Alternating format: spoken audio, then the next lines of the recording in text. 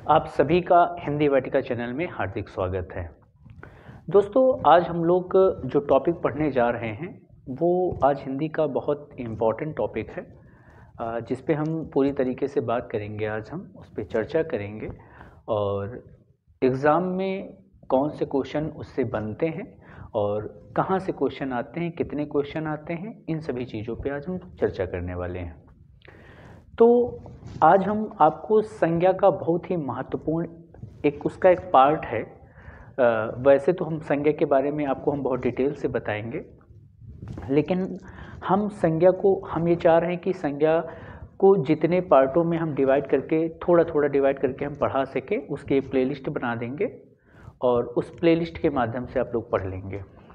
ठीक है, तो आइए देखते हैं कि संज्ञा में कौन कौन सी चीज़ें हैं जो इम्पोर्टेंट हैं, परीक्षा उपयोगी हैं, जो पेपर में सारी चीज़ें आती हैं, कहाँ कहाँ से प्रश्न आते हैं, उनके प्रकार कितने हैं, भेद कितने हैं, इन्हीं सब चीज़ों के बारे में आज हम लोग पढ़ेंगे। ठीक है, तो संज्ञा की बात करने से पहले अगर अभी तक आपने हमारे चैनल को सब्सक्राइब नहीं किया है हिंदी वाटिका को, तो कर लें और अपने दोस्तों के साथ भी शेयर करें। चलिए हम लोग पढ़ना स्टार्ट करते हैं। संज्ञा, तो सबसे पहले जानेंगे कि संज्ञा कहते किसको हैं। ठीक है, तो ज़्यादातर लोगों को तो पता ही होगा कि संज्ञा हम कहते किसको हैं। एकदम मोटी मोटी चीज़ें इसमें हम आपको बता देंगे कि संज्ञा कहते किसको हैं, इसके भेद कितने होते हैं और कितने आधारों पर हम इसको बांट के पढ़ते हैं।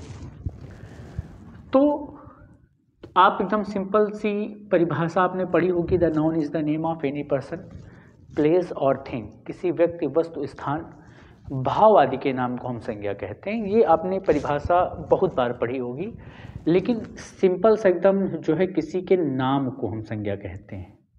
किसको कहेंगे? आप ऐसे कह सकते हो, नाम को क्या कहते हैं? हम नाम को संज्ञा कहते हैं, नाम को संज्ञा कहते हैं। ठीक, जो लोग यूपीपी की तैयारी कर रहे हैं इस टॉपिक को पढ़ेंगे और वीडियो कोशिश करेंगे पूरा देखें, नहीं तो समझ में नहीं आएगा, क्योंकि ये छोटा टॉपिक नहीं, बहुत बड़ा टॉपिक है। नाम को हम क्या कहते हैं भैया? किसी के नाम को ही हम क्या कहते हैं? संज्ञा कहते हैं।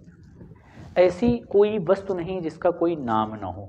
ठीक है, और जो नाम है उसे ही हम संज्ञा कहते हैं। एक चीज़ और दोस्तों बता दें आप लोगों को कि जो जितने भी संज्ञा शब्द होते हैं वो विशेष से होते हैं। क्या होते हैं? विशेष से होते हैं। हम संज्ञा को विशेष से कह सकते हैं, याद रखना। जो जिसकी विशेषता बताई जाए हमेशा वो विशेष से होगा। ठीक है, जिसकी विशेषता बताई जाएगी। और विशेषता किसकी बताई जाएगी? किसी प्लेस की हो सकता है, किसी व्यक्ति की हो सकता है, किसी वस्तु की हो सकता है। ठीक है, किसी स्थान, किसी व्यक्ति, वस्तु, स्थान, भाव की भी विशेषता बताई जा सकती है। ठीक है, तो नाम को संज्ञा कहते हैं। ठीक है, और मोस्टली आप जो परिभाषा 6, 7, 8 में पढ़ा है आप लोगों ने, कोई भी व्यक्ति है, किसी व्यक्ति कामा वस्तु,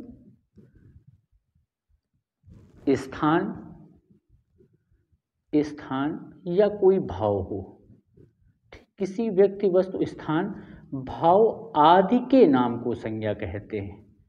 आदि के नाम को संज्ञा कहते हैं। एकदम सिंपल सा, संज्ञा कहते हैं। ये तो परिभाषा, देखिए परिभाषा हिंदी में ज़्यादा मायने नहीं रखती है, लेकिन कई डाउट आपके क्लियर हो जाते हैं। किसी व्यक्ति, वस्तु, स्थान, भाव आदि के नाम को हम संज्ञा कहते हैं। संज्ञा किसे कहते हैं भाई? ये 4 चीज़ें आप याद रखना।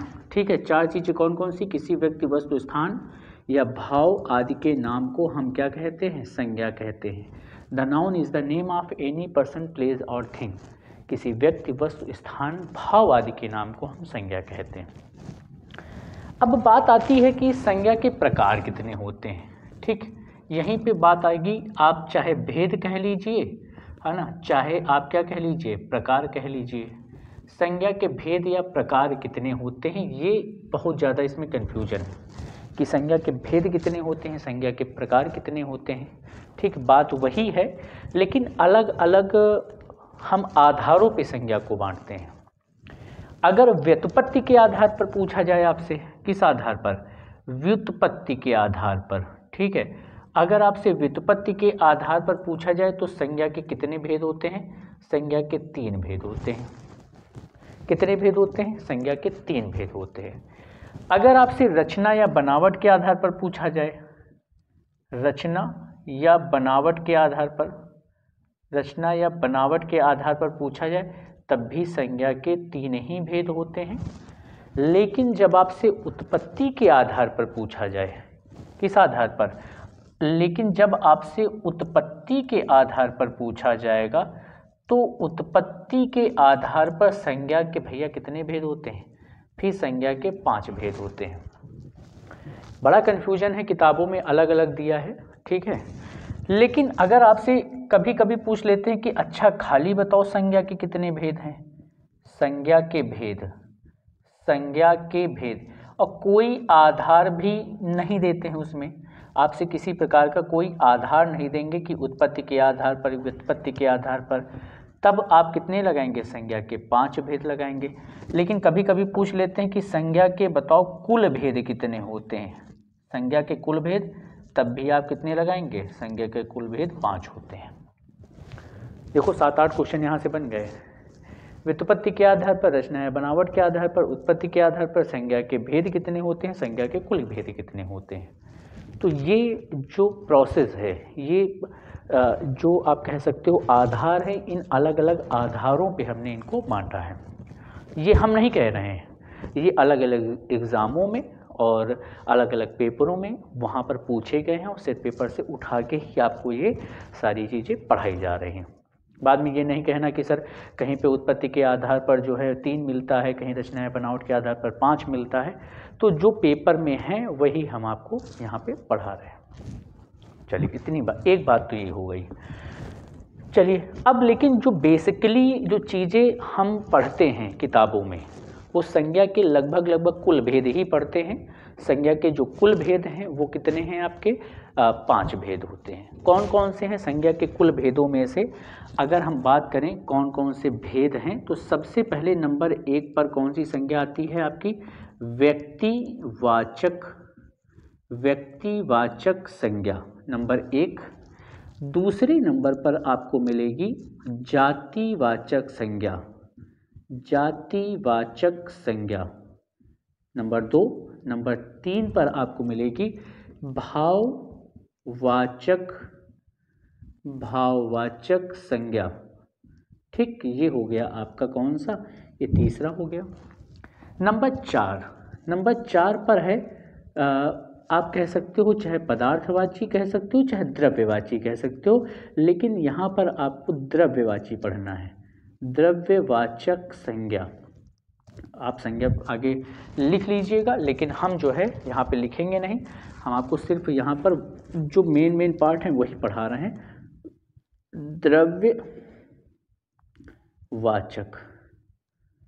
द्रव्यवाचक संज्ञा।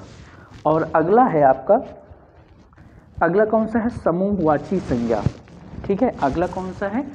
समूहवाची संज्ञा। समूहवाची संज्ञा, ठीक, ये समूहवाची संज्ञा, ये संज्ञा के 5 भेद हैं। ये कौन सा है? नंबर 1 व्यक्तिवाचक, नंबर 2 जातिवाचक, नंबर 3 भाववाचक, नंबर 4 द्रव्यवाची, और नंबर जो ये 5 है आपका, ये समूहवाची संज्ञा है। ये संज्ञा के भेद हैं। व्यक्तिवाचक संज्ञा, जातिवाचक संज्ञा, तीसरे नंबर पर है भाववाचक संज्ञा, फिर इसके बाद चौथे नंबर पर द्रव्यवाची संज्ञा, और 5वें नंबर पर है समूहवाची संज्ञा। अब हम एक एक का विश्लेषण करेंगे और जानेंगे कि संज्ञा में व्यक्तिवाचक संज्ञा किसे कहेंगे, जातिवाचक संज्ञा किसे कहेंगे, और व्यक्तिवाचक और जातिवाचक संज्ञा में अंतर कौन सा है। और हम परीक्षा की दृष्टि से, किसकी दृष्टि से? परीक्षा की दृष्टि से हम कैसे उसका विश्लेषण करते हैं, ये सबसे बड़ी बात आप ऐसे तो याद होगा कि किसी जहाँ पर किसी विशेष वस्तु की बात हो रही हो उसे हम व्यक्तिवाचक संज्ञा कहेंगे। आप ऐसे तो बहुत पढ़े हो, लेकिन एग्ज़ाम में जब क्वेश्चन ऐसे आ जाता है घुमा के कि आपको पता नहीं चलता कि गाय में कैसी संज्ञा है, बैग में कैसी संज्ञा है, वकील में कैसी संज्ञा है, तो आप वहाँ पे कंफ्यूज हो जाते हैं। तो आपको यहाँ पे हमें लगता है कि कंफ्यूज होने की ज़रूरत नहीं है। हम एक एक आपको पार्ट पढ़ाना स्टार्ट करेंगे। आज जो हम संज्ञा पढ़ाएंगे वो व्यक्तिवाचक संज्ञा पढ़ाएंगे और बेहद ही इम्पॉर्टेंट है व्यक्तिवाचक संज्ञा। तो कुछ चीज़ें यहाँ से हम हटा रहे हैं, इसके स्क्रीनशॉट ले लीजिएगा, ठीक है। अब हम एक एक पार्ट पढ़ेंगे, व्यक्तिवाचक संज्ञा के बारे में हम लोग पढ़ना स्टार्ट करेंगे, ठीक है। चलो, चैनल पे नए हैं तो ज़रूर से ज़रूर कोशिश करिएगा कि सब्सक्राइब कर लीजिएगा। व्यक्तिवाचक संज्ञा, व्यक्तिवाचक संज्ञा।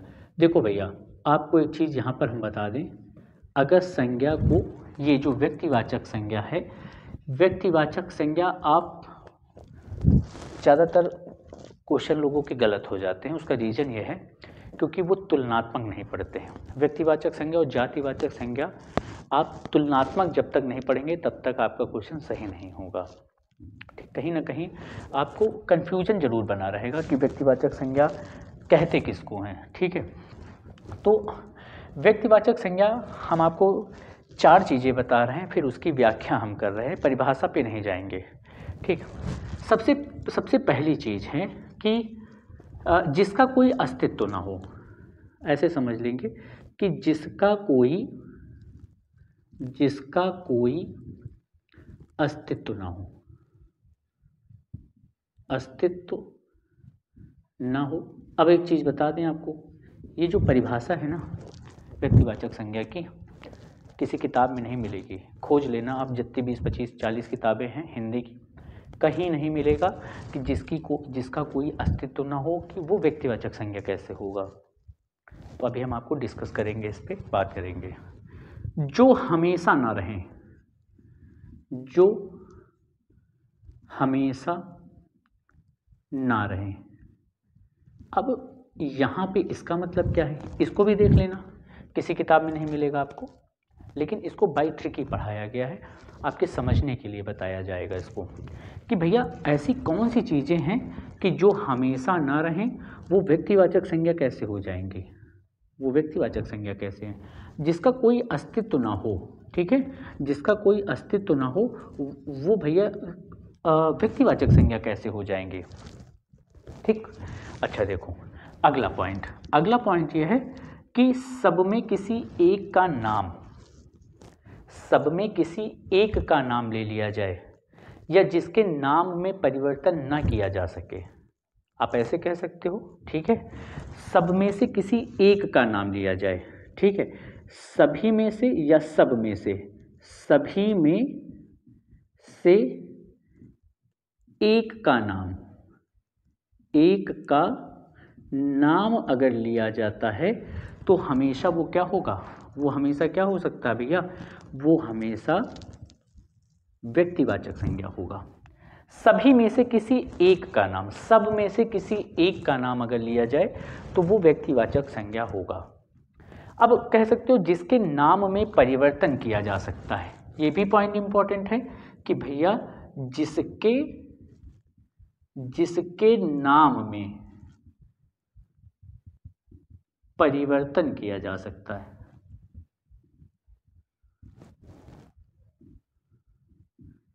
किया जा सकता है, जिनके नाम में परिवर्तन आप कर सकते हैं या जिनके नाम में परिवर्तन हो जाता है, वो हमेशा व्यक्तिवाचक संज्ञा होंगे। अब एक एक यहाँ पर आप समझना स्टार्ट करो, है ना। देखो, जिसका कोई अस्तित्व ना हो वो व्यक्तिवाचक संज्ञा होगा। जैसे हम बात करें, जैसे कह दिया जाए, जैसे हमने गंगा का नाम लिया है, ठीक है, और उसी के पैरेलल एक नदी का नाम हम ले, ठीक है। जैसे किसी भी पुस्तक का नाम ले, है ना, जैसे हम कह दें कि बाइबिल है, ठीक, बाइबिल, ठीक, बाइबिल है, और हम यहाँ पे लिख दें क्या, पुस्तक लिख दें। हम यहाँ पर लिख दें हिमालय, क्या लिख दें, हिमालय लिख दें, और हिमालय के बाद हम यहाँ पर लिख दें क्या, पर्वत लिख दें, ठीक है, इस तरीके से, ठीक। अब यहाँ पर ध्यान से सुनो, या हम यहाँ पर लिख दें एक नाम और लिख दें, जैसे हम लिख दें ईद, क्या लिख दें, ईद, या लिख दें होली, ठीक है, ईद या होली, और यहाँ पर लिख दें हम त्योहार, त्योहार। अब सुनो, देखो इधर की जितनी भी चीज़ें लिखी हुई हैं, ठीक है, इधर की जितनी भी चीज़ें लिखी हुई हैं इनका कोई अस्तित्व नहीं है। गंगा का कोई अस्तित्व है नहीं है, बाइबल का कोई अस्तित्व है नहीं है, हिमालय का कोई अस्तित्व है नहीं है, ईद या होली का कोई अस्तित्व है नहीं है। कैसे समझेंगे कि अस्तित्व नहीं है? गंगा आज है, हो सकता है कि कल सूख जाए, है ना, हो सकता है कि कल सूख जाए। देखिए ये ऐसी चीज़ें हैं ना कि आगे भविष्य इनका नहीं पता है, कि हो सकता है कि आज गंगा बह रही हैं, हो सकता है कि पानी की कमी के कारण, है ना, गर्मी इतनी ज़्यादा पड़ने लगे कि गंगा हमारी सूख जाए। जैसे अब ऐसा हुआ भी है, आप लोग सोच रहे होंगे कि गंगा को ही काहे नाम ले रहे हैं, तो सरस्वती, आपने देखा होगा कि सरस्वती नदी हमारी क्या हो गई है, विलुप्त हो गई है। क्या हो गई, विलुप्त। तो आप ऐसे भी कह सकते हो जो वस्तुएं विलुप्त प्राय हैं, जिनका कोई अस्तित्व, जैसे हमारा कोई अस्तित्व नहीं, आपका कोई अस्तित्व नहीं, आज आप हैं कल नहीं रहेंगे, लेकिन व्यक्ति शब्द या लड़का शब्द हमेशा रहेगा। उसी तरह गंगा शब्द का कोई अस्तित्व नहीं, लेकिन नदी हमेशा, पानी बहता हुआ जहाँ पर आपको मिलेगा उसे हम क्या कहेंगे, उसे हम नदी कहेंगे। बाइबल है पुस्तक, देखो बाइबल आज हो सकता है कल ना रहे, लेकिन पुस्तक शब्द जहाँ पे 400-500 पेज एक साथ उनको रख दिया जाए वो पुस्तक ही तो कहलाएगी। जैसे हिमालय पर्वत है, हो सकता है सुनामी आ जाए, भूकंप आ जाए, तूफान आ जाए और आपका पर्वत क्या, हिमालय पर्वत क्या, डिस्ट्रॉय हो जाए, नष्ट हो जाए। तो हिमालय पर्वत ही तो नष्ट होगा, लेकिन पर्वत तो बहुत ढेर सारे हैं ना। एक चीज़ के नष्ट होने से, क्या एक व्यक्ति के नष्ट होने से, एक हिमालय पर्वत के नष्ट होने से क्या संसार के सभी पर्वत नष्ट हो जाएंगे? नहीं नष्ट होंगे। उसी तरह अभी देखा होगा आपने कि जब कोविड काल हुआ तो कोविड काल में ईद नहीं मनाई गई, होली नहीं मनाई गई, बहुत से ऐसे त्यौहार हैं जो नहीं मनाए गए थे। जैसे कार्तिक पूर्णिमा का मेला लगता है ना, पूरे उत्तर प्रदेश में कार्तिक पूर्णिमा का मेला लगता है, लेकिन जब कोविड काल आया तो कार्तिक पूर्णिमा का मेला नहीं लगा, है ना। हो सकता है कि भविष्य में कोई ऐसी दुर्घटना घट जाए या कोई ऐसी महामारी आ जाए जिससे जो है त्यौहार मनाना बंद कर दिया जाए। वो तो उस त्यौहार, वो जो पर्टिकुलर वो त्यौहार है, जैसे होली है, ईद है, रक्षाबंधन है, हो सकता है ना मनाया जाए, लेकिन वो पर्टिकुलर एक त्यौहार नहीं मनाया गया या मनाया जाएगा, लेकिन त्यौहार शब्द तो रहेगा ना भाई। त्यौहार तो बहुत ढेर सारे हैं ना।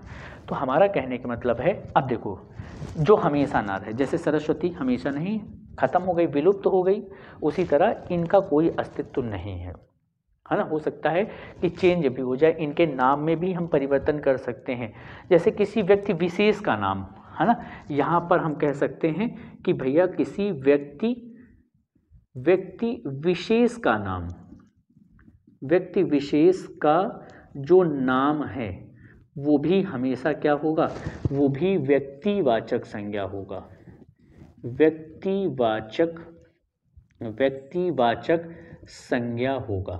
ये बात आप अपने दिमाग में बैठा लीजिए कि किसी व्यक्ति विशेष का नाम, जैसे राम है व्यक्तिवाचक संज्ञा है, सीता है व्यक्तिवाचक संज्ञा है, रावण है व्यक्तिवाचक संज्ञा है। तो व्यक्ति विशेष का नाम राम है, श्याम है, गंगा है ना, इस जिनका जो नाम है ना, जैसे सरोज है, मनोज है, रमेश है, राकेश है, ये व्यक्तिवाचक संज्ञा है, व्यक्ति विशेष का नाम, है ना।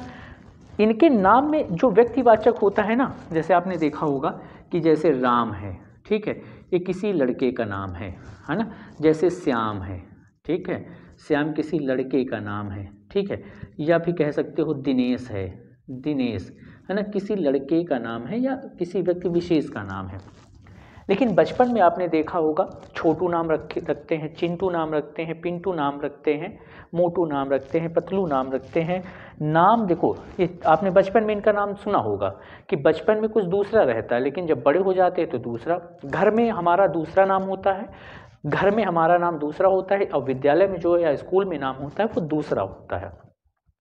तो नाम में परिवर्तन हो सके, लेकिन व्यक्ति थोड़ा नहीं बदला, व्यक्ति तो एक ही है ना, वो उसके नाम में परिवर्तन। अब देखिए हमारे व्यक्तिगत हमारा नाम बदल सकता है, है ना। हमारा नाम बदल सकता है, आपका नाम बदल सकता है, घर का नाम दूसरा हो सकता है, स्कूल का नाम दूसरा हो सकता है, रिश्तेदार परिवार या नातेदारी रिश्तेदारी में आपका नाम दूसरा हो सकता है। तो नाम में परिवर्तन हमारे ही तो हो रहा है। जब हमारे नाम में ही परिवर्तन हो रहा है तो हम व्यक्तिवाचक संज्ञा हुए ना। तो जो व्यक्ति विशेष का नाम है वो व्यक्तिवाचक संज्ञा होगा, पहली बात। जैसे हो सकता है नदी है, नदी गंगा है, हम इसको इसका नाम दूसरा रख दें, है ना। जैसे पुस्तक बाइबिल है, हम बाइबिल का नाम दूसरा रख दें। तो परिवर्तन किस में हुआ? इसमें हुआ ना परिवर्तन। हिमालय है, हम इसका नाम दूसरा, देखिए हिमालय पर्वत के भी तो कई नाम हैं।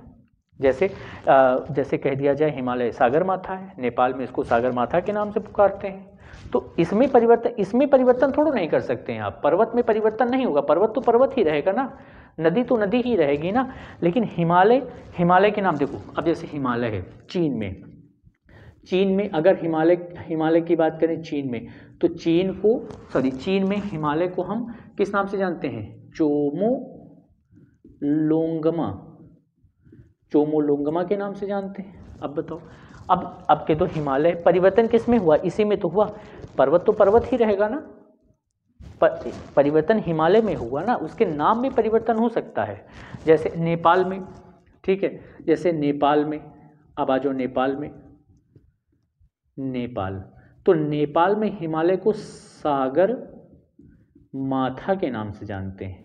किस नाम से जानते हैं? सागर माथा के नाम से जानते हैं। लेकिन अगर भारतीय पुराणों की बात करें, किसमें? अगर हम भारतीय पुराणों की बात करते हैं तो भारतीय पुराणों में हम गौरी शंकर के नाम से जानते हैं। गौरी शंकर, ठीक है, गौरी शंकर के नाम से जानते हैं। ये हम व्यक्तिगत बात कर रहे थे हिमालय पर्वत की। किसकी बात कर रहे थे? हिमालय पर्वत। देखिए नाम में परिवर्तन किसके हुआ? व्यक्तिवाचक में परिवर्तन हुआ हिमालय में, इसमें तो नहीं हुआ। ऐसा तो है नहीं कि नदी बह रही है और नदी है, हम आज से उसको पहाड़ कहने लगेंगे, ऐसा नहीं है ना। कि नदी को हम आज से पहाड़ कहेंगे और पर्वत को हम गंगा कहेंगे या नदी कहेंगे। गंगा तो गंगा ही रहेगी, है ना, पुस्तक तो पुस्तक ही रहेगी ना, और पर्वत तो पर्वत ही रहेगा ना, ठीक है। उसके व्यक्तिगत किसी नाम में परिवर्तन हो सकता है, जिसके नाम में परिवर्तन होता है वही क्या होता है? वही आपका व्यक्तिवाचक संज्ञा होता है। चलिए, अच्छा, ये इतनी बात तो आपके समझ में आई होगी, लेकिन सबसे जो इम्पॉर्टेंट बात है, सभी में से किसी एक का नाम, सबसे इम्पॉर्टेंट फैक्ट यही है कि सब में से किसी एक का नाम अगर लेते हैं तो वो क्या हो जाएगा आपका भैया? वो व्यक्तिवाचक संज्ञा होगा। और ये कैसे होगा हम आपको दिखाते हैं। जैसे अब देखो वही चीज़ यहाँ पर, जैसे कहते हैं हम आपसे पर्वत, क्या कहते हैं? पर्वत। अब देखो पर्वत तो बहुत ढेर सारे हैं ना, पर्वत बहुत ढेर सारे हैं, लेकिन उन्हीं पर्वतों में से किसी एक का नाम ले लिया जाए, ठीक।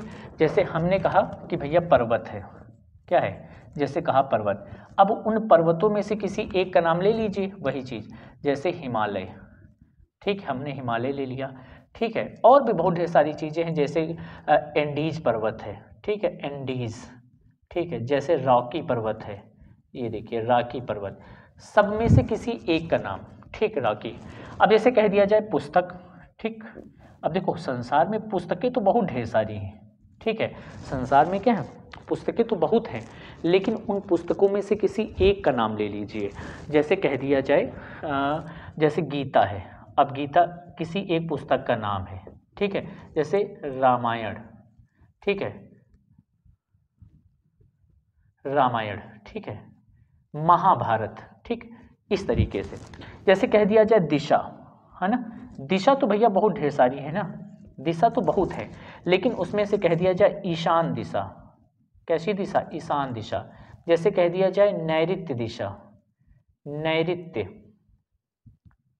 नैऋत्य दिशा। जैसे कह दिया जाए उत्तर दिशा, ठीक है, पूरब दिशा, पश्चिम दिशा, वायव्य दिशा, ठीक है, दिशाओं के नाम हो गए, है ना। जैसे कह दिया जाए दिन, भैया दिन तो बहुत ढेर सारे होते हैं ना, लेकिन दिन में से अगर हम कह दें, भाई दिन तो बहुत है ना, लेकिन कह दें सोमवार, ठीक है, सोम, ठीक है, जैसे कह दिया जाए मंगल, ठीक है, मंगलवार, सोमवार, मंगल, बुध, है ना। जैसे महीनों के नाम कह दिया जाए, ठीक है, महीनों के नाम, तो भैया महीने तो बहुत है ना, लेकिन कह दिया जाए जनवरी, ठीक है, जैसे कह दिया जाए फरवरी, मार्च, ठीक है, फरवरी होगा, ठीक है, फरवरी है, ठीक। तो पर्वतों के नाम, पुस्तकों के नाम, दिशाओं के नाम, दिनों के नाम, महीनों के नाम, है ना, है ना, त्योहारों के नाम, त्योहारों के नाम, त्योहार, ठीक है। त्योहारों के नाम में हमेशा देखिए, इन इधर इधर की बात करोगे तो ये सभी कैसी संज्ञाएं हैं। अगर आप इधर की बात करोगे तो इधर की जितनी हैं सभी वो जातिवाचक संज्ञा है। कैसी संज्ञा है? जातिवाचक। लेकिन इधर की जितनी भी बात करोगे वो सभी कैसी संज्ञाएं हैं? वो सभी आपकी व्यक्तिवाचक संज्ञाएं हैं। जैसे होली है, ठीक है, जैसे दिवाली है, होली है, दिवाली है, ईद है, ईद, ठीक, ये सारी संज्ञाएं। तो सब में से किसी एक का नाम, जैसे पुस्तक है, पुस्तक तो बहुत ढेर सारी हैं, लेकिन एक का नाम ले लिया जाए उसमें से, ठीक है। इस तरीके से आप यहाँ पर आप समझ सकते हैं। पर्वतों के नाम है, सड़क चौक चौराहों के नाम कह दिया जाए। जैसे जैसे क्या कह दिया जाए? सड़क है, कोई सड़क है, सड़क हो गई, या चौक हो गया आपका, ठीक है, या हो गया चौराहा, चौराहा, सड़क चौक चौराहों के नाम, है ना। अब जैसे इसमें कह दिया जाए कि आपने देखा होगा सड़क जैसे कोई भी, जैसे गांधी, ठीक है, गांधी मार्ग, गांधी मार्ग है ना, इस तरीके से। जैसे कह दिया जाए चांदनी चौक, चांदनी चौक। तो अब देखिए वो किसी व्यक्ति विशेष का नाम या किसी विशेष रोड का नाम लिया जा रहा है। दिनों के नाम, महीनों के नाम, नदियों के नाम, पुस्तकों के नाम, है ना, त्योहारों के नाम, ठीक है। इस तरीके से ये अगर कहा जाए त्योहार में कैसी संज्ञा, तो त्योहार में जातिवाचक संज्ञा है, लेकिन त्योहारों के नाम में व्यक्तिवाचक संज्ञा है ना। इस तरीके से जैसे कह दिया जाए पुस्तक में कौन सी संज्ञा है, तो पुस्तक जातिवाचक संज्ञा है। एक पुस्तक का नाम लेने से, खाली पुस्तक कह देने से किसी, भाई ढेर सारी पुस्तकों का बोध हो रहा है, ढेर सारी पुस्तकों का बोध हो रहा है, लेकिन एक पुस्तक का नाम लेने से, पर्सनल व्यक्तिगत एक पुस्तक का नाम लेने से वो व्यक्तिवाचक संज्ञा हो जाएगी, ठीक है। तो जिसका कोई अस्तित्व ना हो, जो हमेशा ना रहे, जो सभी में से किसी एक का नाम ले लीजिए, जिसके नाम में परिवर्तन कह सकते हैं, वो हमेशा व्यक्तिवाचक संज्ञा होगा। उम्मीद है कि आपको व्यक्तिवाचक संज्ञा बहुत अच्छे से समझ में आया होगा। तो the noun is the name of any person, place और थिंग। किसी व्यक्ति, वस्तु, स्थान, भाव आदि के नाम को संज्ञा कहते हैं। संज्ञा के 5 भेद होते हैं, हमने आपको बता दिया है। वो अलग अलग आधारों पर भी हमने आपको उस पर डिस्कस हमने किया है। तो वीडियो कैसा लगा कमेंट बॉक्स में मैसेज करके बताएंगे, और मिलते हैं एक नए वीडियो के साथ। तब तक के लिए जय हिंद, जय भारत।